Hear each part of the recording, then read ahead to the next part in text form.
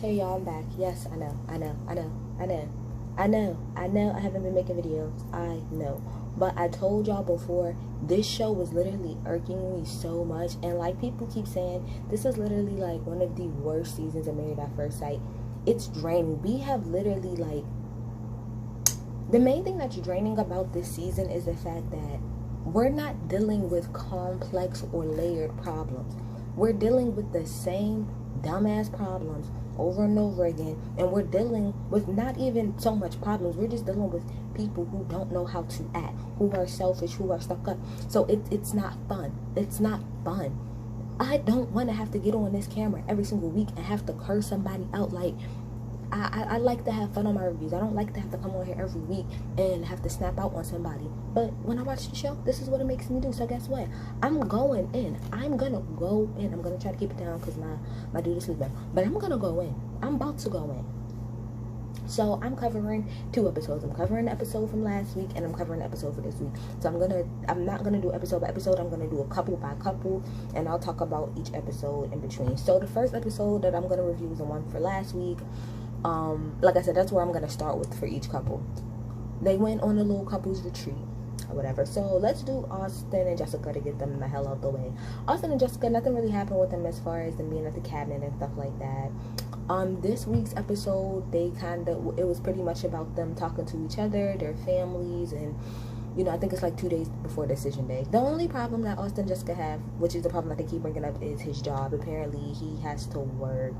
I think she said maybe 3 days out of every week he's going to be traveling or something like that, and that bothers her. And he said, well, I told you I had to work, but she didn't know it was that much. That's fair. You didn't say, Austin. But at the same time, at the end of this episode, or towards the end, but when they went out to dinner, Austin was annoyed because he's like, well, why do you keep bringing it up? Because it's my job at the end of the day. And she's like, oh, well, I don't feel like you're validating my feelings or anything like that. This is how I feel. I feel exactly like what Austin said in the bed, because Jessica said to him, oh, well, it's not like we're not going to figure it out. We'll figure it out. Okay, so then if we're going to figure it out, like I said, why keep bringing it the fuck up? In my opinion, Jessica is purposefully bringing this shit up and egging it on and on and on, because in all reality, they don't really have I don't want to say a storyline, because clearly they have a storyline, but they're not as explosive as the other couples, I guess, so there's not as much to work with. But in all reality, Jessica, please don't make a mountain out of a molehill just because you want to get a little bit of something extra camera time. Let's not go there.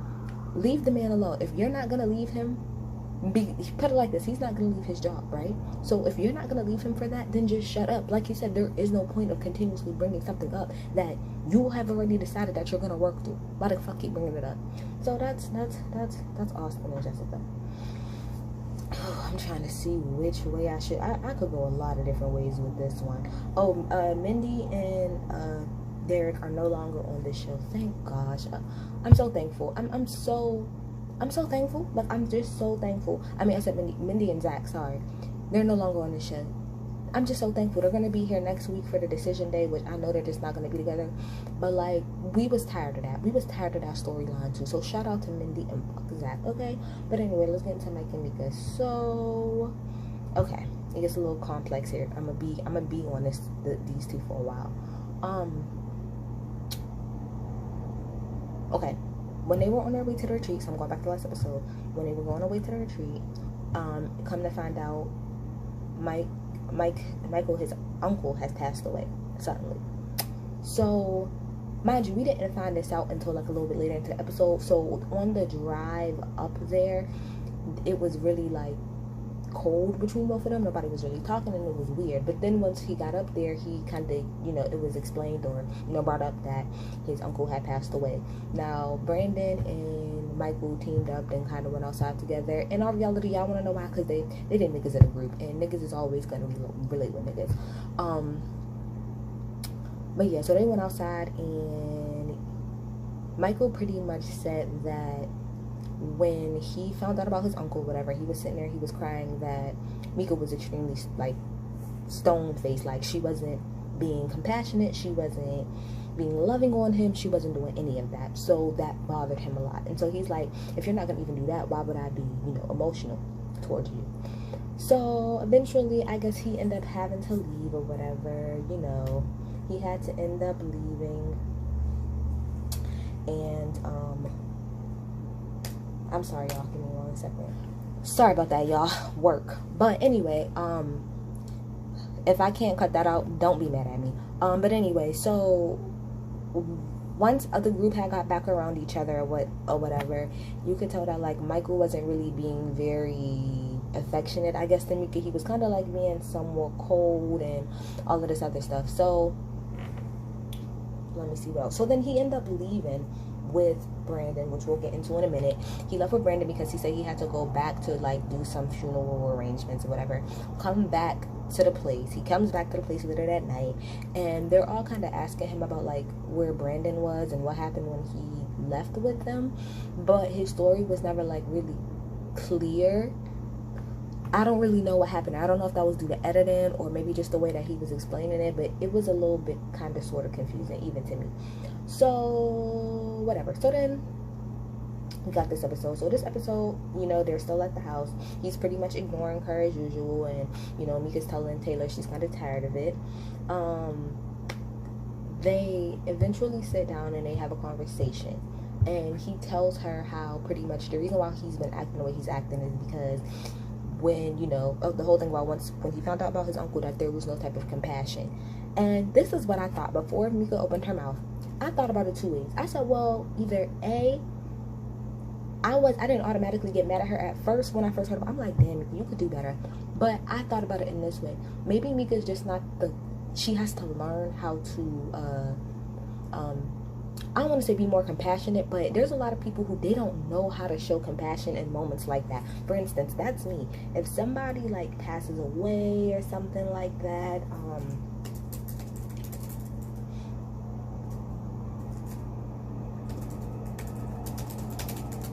if somebody passes away or whatever, and a lot of times I don't know how to comfort that person, and I am one of those people who like, I laugh during really serious moments. So I thought maybe that's what Mika meant. But Mika pretty much, her whole thing was like, her excuse, I'm sorry, wasn't good enough, but she ended up apologizing. But she said, like, well, I just didn't want, like, that, like, pretty much this is what it was, to put in plain, you know, words. She was mad at him, and she didn't want him to feel like, oh, well, just because you're going through this and I'm supporting you, that doesn't mean that I'm still not mad about this other situation. And I get that, but the thing is, like Michael said, there's a time and there's a place for everything. In that moment, he needed his wife to be compassionate, not still be like, oh, well, you know, I'm still mad about what happened, and so I'm not going to give you too much because I don't want you to think that we're all cool, buddy. No, you can still be extremely compassionate to this man and still stand in your, you know, still stand in the fact that we have some issues that we have to work out. For example, now this is completely different because these two people are not together. But if any of y'all watch Love and Hip Hop Atlanta, when I'm talking about Sierra and Shooter, when Shooter's son had passed away. Now, mind you, Sierra and Shooter are not married. They were married. They got a divorce because he cheated on her. But when his son passed away, but that was her stepchild, she still showed up for him. She came to the funeral. She was showing up for the trial and all of this other stuff. He got mad though because he said she wasn't there for him, but he meant it in a sexual, more emotional way. No, absolutely not. I can still be there for you. So I said all of that to say that Mika, if Sierra can do that, and that ain't even her daggone husband no more, he done cheated on her, you can still do that with your actual husband. It's okay to give. Yeah, so, but eventually, you know, she apologizes. She pretty much admits the fact that she was wrong, and she apologizes. And I'm glad that she did. I'm glad, because Mika has a problem sometimes with taking responsibility for the stuff that she does, and she likes to put a lot of the stuff on Michael. One thing Michael did say that I agree with is he said, just because I'm the one in the beginning of the relationship who kind of messed up a little bit, that doesn't mean now that every single time that something happens, it's now on me, and you have no like, you don't have no room for improvement. I agree with that. So then Mike ends up meeting with his sister, and they're talking or whatever, and she asked him about, you know, well, pretty much, why is it that you lying all the time? He kind of explained it to her, and the sister pretty much told him, like, you need to stop lying or you're not gonna go nowhere. Mika met up with her mom. The things that I have written down about the conversation is that Mika came in with too high hopes. She said that she didn't expect it to be that hard, and I can understand that, but you should have expected coming into this that it was going to be hard because you don't know the person. So for you to come in there and just expect the check going to click off top, have you not seen the show? That's not how I work. So yeah.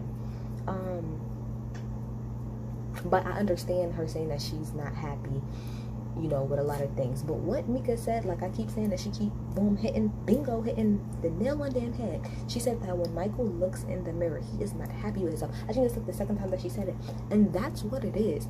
It don't even have nothing to do with you, Mika.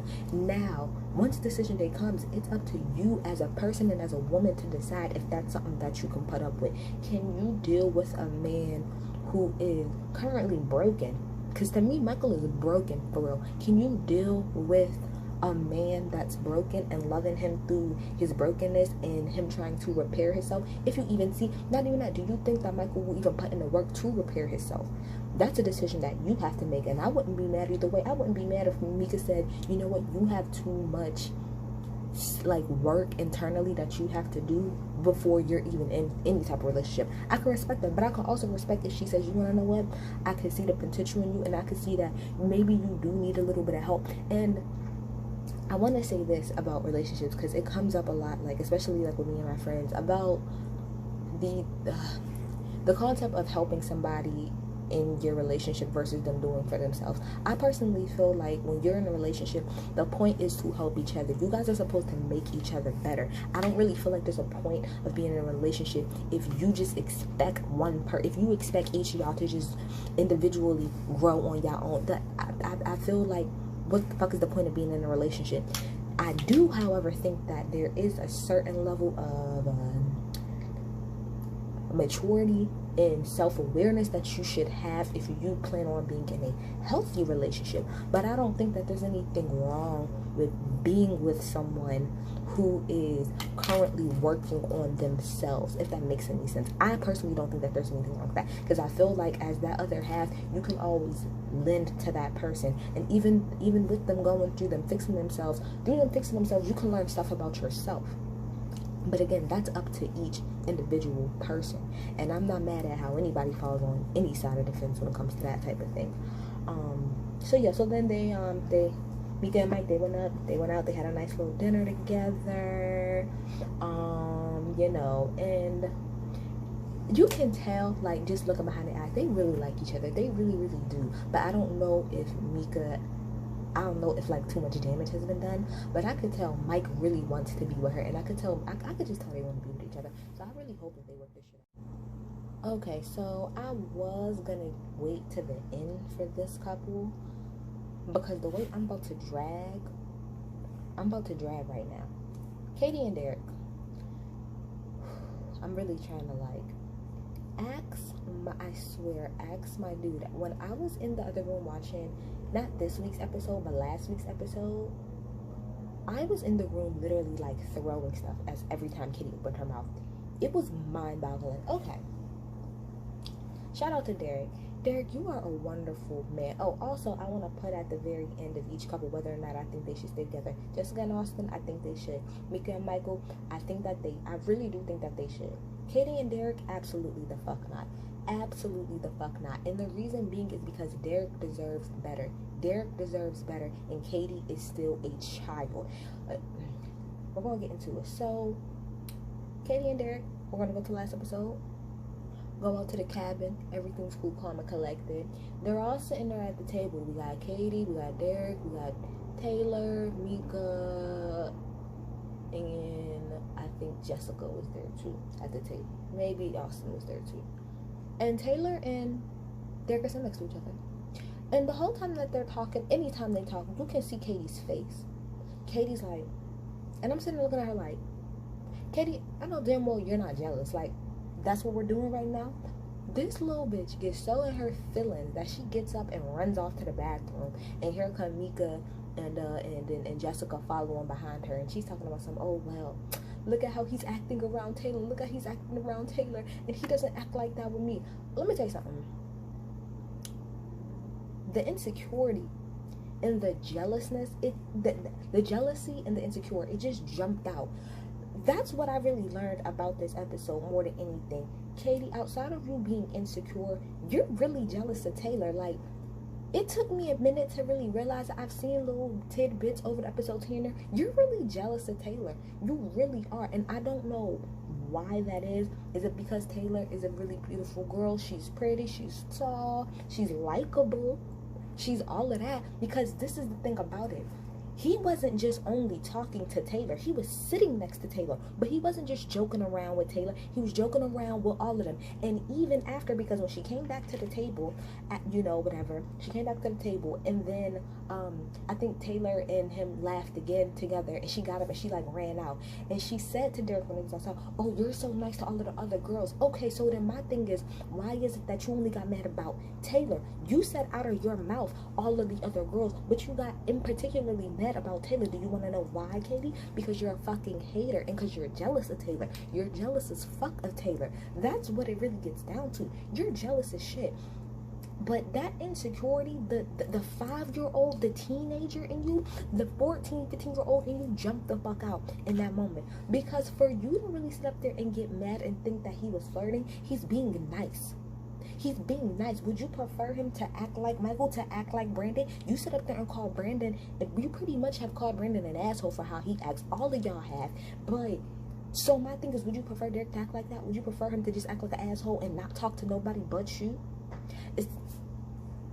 Bruh, she really pissed me off. What really made me mad though during that whole thing, outside of her being insecure, acting like a fucking 5-year-old, is the fact that when he came outside, when he didn't even have to, and he talked to your simple ass, and he asked you what the problem was, you sat in your mouth. This is like maybe the second time, because you did it again in this episode. This is the second time you disrespected the fuck out of this man. You said, why is it that you're so nice with them, and you act like when you're with me, you act like a loser. You act so lame. You called this grown-ass man a loser? A man that's supposed to be your husband, that you're supposed to be building something with, and you called him a loser, and you pretty much said you're lame as fuck for real when it's just me and you, but when you're around other people, you pop it for real. How the fuck do you think that make him feel? And that's why I was glad when Derek snapped the fuck out on her, because he fucking deserved to do that shit. How dare you? The first time you disrespected him is when you sat in front of that therapist, and you sat in front of him and fucking said that his dreams were dumb. That his dreams were dumb. And then you disrespected him again, sitting in his face telling him that he's a loser. Who the fuck wants to be with somebody like that, Katie? How about you're a bitch and you're insecure as fuck? How would you like if he sat up there and said that? You will go off like a fucking Tasmanian fucking devil. Okay? And then at the end of the night, even though he wasn't wrong, Derek was not wrong in this situation. Even though he wasn't wrong, he still came into that bed and tried to have a conversation with you. Still tried to sit up there, come in that bed and have a conversation with you. And for you to just be like, just completely ignore him, not listen to nothing it is that he has to say, even though he was trying. I seen your true colors right then and there. I've been seeing it, but that episode in particular, it solidified it. Then we get to this episode. Boom. So they go out to eat or whatever. They went to like a vineyard or whatever. And what was pissing me off is that Derek was sitting there, because she keeps saying, this is what be pissing me off, she's the one out her mouth saying he doesn't show any initiative, he doesn't show this, he doesn't show that, and he's sitting at this vineyard telling you how much it is that he wants to be with you, telling you that he's looking past the aliens, he's pretty much made his decision, he wants to be with you, and you are taking shots at him. I don't care what nobody say, run that conversation back. Every time that she could take a jab at him as far as saying, oh, we might not be together, she did it, and it was making me mad. Why couldn't you have just sat there and enjoyed that, versus you keep taking, oh, well, maybe he said, okay, well, let's make a toast to being a team. Well, who's to say we'll always be a team? Is that necessary? Is that necessary for real? So then Derek goes out with his family or whatever, and he tells them pretty much he's good, he wants to do it. Family's a little bit hesitant, but alright, fine, whatever. Then we get to Katie's family, and she's telling them, they're like, oh, how's it been?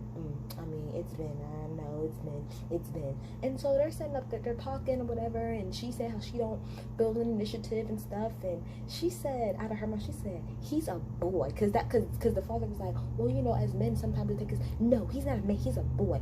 Third time, 3 strikes, and you're the fuck out, bitch. Like I said, I've been done with Katie. But if I was Derek, me seeing her say that would have beyond solidified the fact that this shit's not gonna work.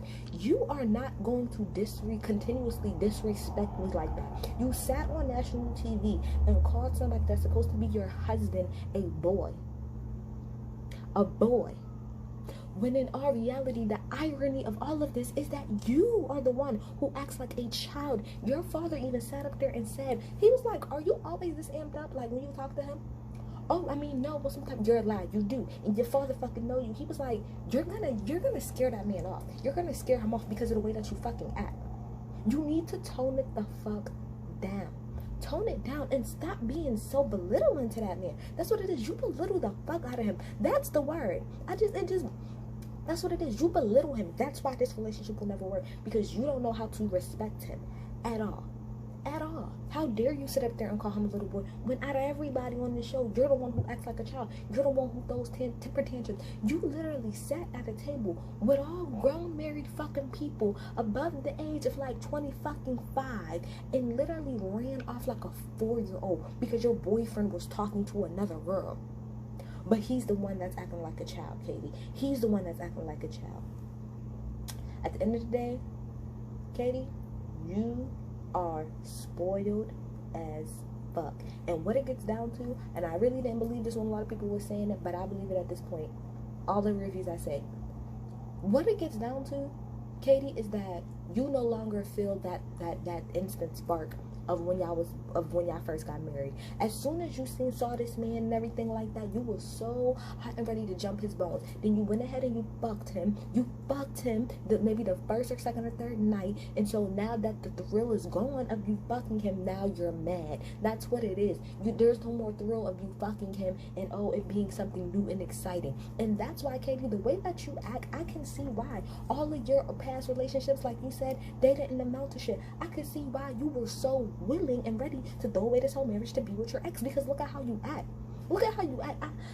Literally, the way that you act is the type of men that you're gonna attract. So you probably have attracted nothing but assholes because of the way that you fucking act. And on some real shit, what quality man is gonna want to deal with your shit? And afterwards, they went out to eat together or whatever, and he was trying to be nice, doing all of this stuff, and she goes again on a whole tangent about how he doesn't do this or how he doesn't do that, how he doesn't do that. And he said to her, well, I'm gonna be honest, it's kind of hard to be around you when you like real stressed out and stuff, and you kind of be doing the most. Oh, well, you know what, you're just gonna have to get over it. So you pretty much told him that he expressed to you that you can be a little bit too much at times, and your response to him was pretty much, well, you're just gonna have to deal with it, and you're just gonna have to curse me out. You like that toxic ass shit. That's another thing that this whole little scene told me.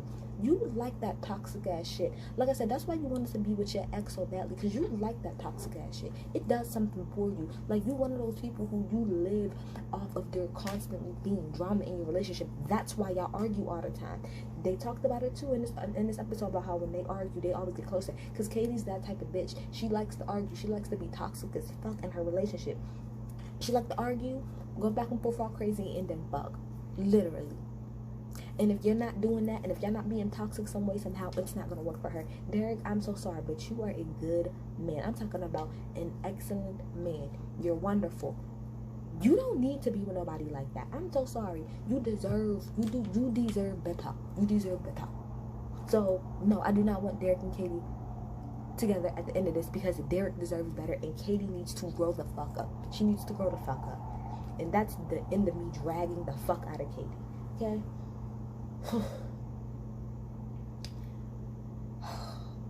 Bro, I'm so tired. Taylor and Brandon. How much time I got left? Taylor and Brandon. Okay, so Taylor and Brandon.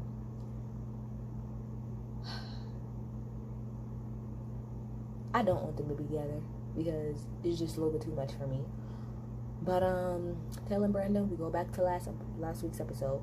So it starts off because pretty much Brandon has an attitude. No, I'm like, Brandon always has an attitude, but no, it makes sense. Brandon was upset because Taylor went out with one of her friends or whatever, said that she was going to drop her friend off at the hotel and then come back home.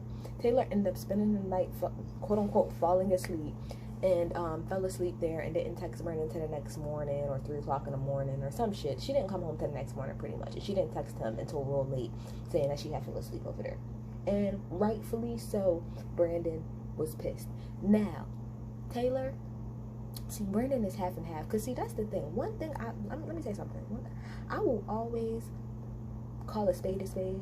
And no matter how much it is that I like you or I don't like you, I can always give you your 10s when you need to give you your 10s. When Brandon was mad before about her making that video about calling herself single, he had every right to be mad. And he had every right to be mad about the situation. Taylor, you are a married woman. You are a married woman. You do not, listen to me, you do not, as a married woman, stay the fuck out, not come home, and not tell your man about it until later. What Brandon said in that episode, which is so true, is the fact that Taylor wants to be married for the, at least the how, he pretty much said, you want to be married, but you want to move like you're single. That's what it is. Taylor wants the appearance of being married, but she still wants to move like she's single, and you can't do that. And she tries to, sometimes, and what I notice is that Taylor tries to mold it in the fact of saying, oh, you're not going to tell me what it is to do. I had that same mindset. You know, that's so crazy. That's one thing I can say about the show is I can relate. I had that mindset. I have been, if you guys don't know, I have been with my boyfriend since I was 16 years old. Okay, we going on, I'm 25, 26, you know, so we've been together like 9-10 years at this point. And specifically when I was in college, what, I had that same attitude, Taylor. Look, yeah, you my boo, and I love you, but you're not about to stop this party train. And mind you, I didn't even party like that in college. I can honestly count on one hand how many parties I've been to in college. But when I was, like, the times I would go out and stuff like that, man, listen, he was pissed, he was over it. But I used to be like, my guy, my guy, like, you can't stop this truck from like what are you talking about? Like, I'm grown, I'm gonna do what it is that I want to do. I still love you, I'm still gonna come home to you, so what the fuck is the issue? Right. But then I had to, you grow and you grow and you get older and you get older, and no, we're not married, but we might as well fucking be married. So I have to look at my relationship in a different way. And it's like, it's about compromise, and it's about compromise. And yeah, honestly, we're just only, it's about compromising all across the board. It's specifically about compromising about feelings. I'm so sorry, and this might sound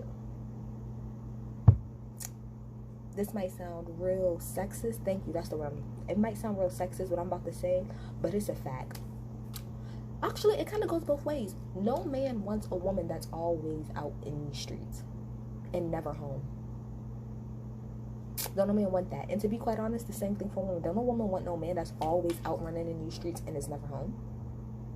Taylor, I agree with Brandon.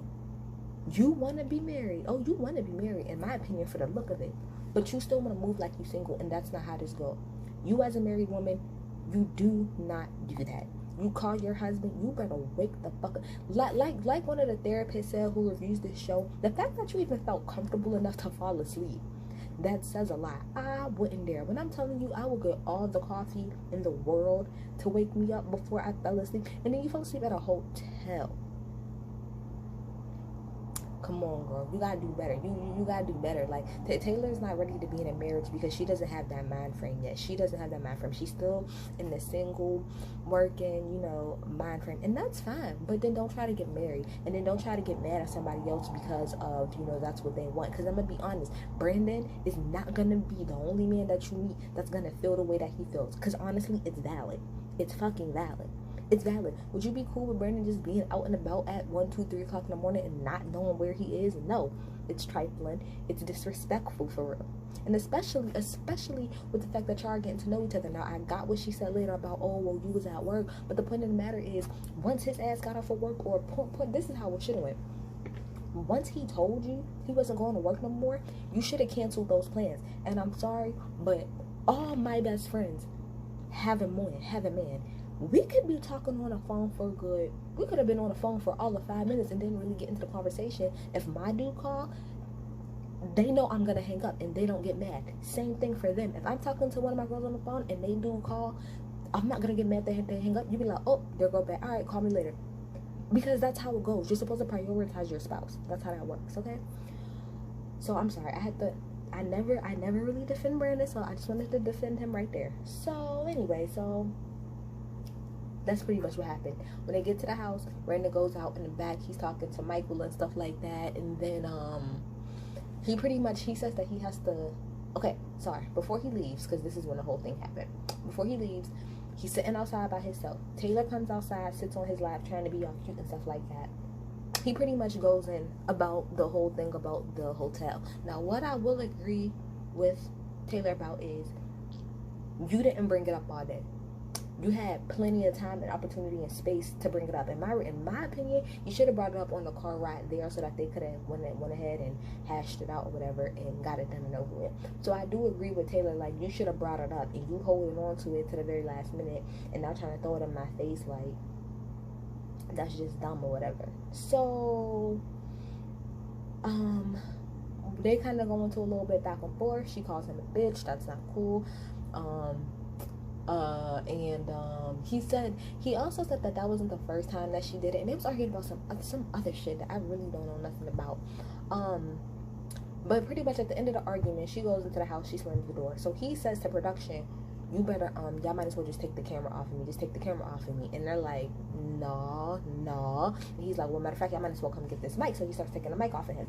Now, at first, when the producer said, don't touch that, that's not your property, I was like, well, how you want to tell him what he can't take off of him? But in all reality, there's probably two things. Number one, contractually, you can't do that. And number two, this is not your stuff, so you don't even know the mechanics. Like, you might break it. Like, you don't know how to put on a mic for real. You might see us do it, but it's not like you really know. You might actually like break it by accident, and then you're gonna have to pay for it.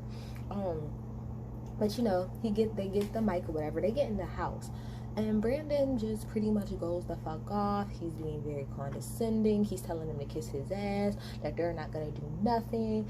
Talking to the little white short man producer and saying there's another black woman standing to the side. I was like, no, she's an asshole. Let me tell you something. I think I wrote down a whole bunch of adjectives of what Brandon is, because I also want to point out something that's scattered Brancy he pointed out, which I thought off top, is the fact that the reason Brandon even went off like that, the way he went off, is because of that man. That man, no shade, this is no shade to him, but he was a shorter white man. I guarantee you, if that man was a little bit taller, a little bit broader, and a little bit darker, he wouldn't have been fucking talking like that. So I'm gonna tell you all the adjectives I have. He is, and we're talking about, but he is a child, insecure, emotional, irrational, and he also thinks he's the smartest person in the room. The way he talks, he swears he's the smartest person in the room, and he's just the fuck not. And the way that he acted that whole time, it was fucking disgusting. It was trifling. Like somebody else said in the interview, I hope that production sues the fuck out of him, because you don't act like that. These people are here to do their job. Like the producer said, you're mad at me about a show that you signed up for. That's why, Brandon, you get no fucking sympathy. I don't care what they were doing. You signed up for the show. Nobody put a gun to your head and say, oh, Brandon, you have to do this. You decided to do it. And now you think that just because, oh, well, me and my wife got into a heated argument, oh, now y'all should just let me be in private. No, it's a reality show. Next time you should fucking know better. How about that? So then Brandon's getting his stuff or whatever and goes into the bathroom with Taylor, which, Taylor, you're dumb as fuck for going in that bathroom with him, because that man seems a little bit crazy, and we don't know how crazy he is. He probably actually could have hurt you, so that's dumb.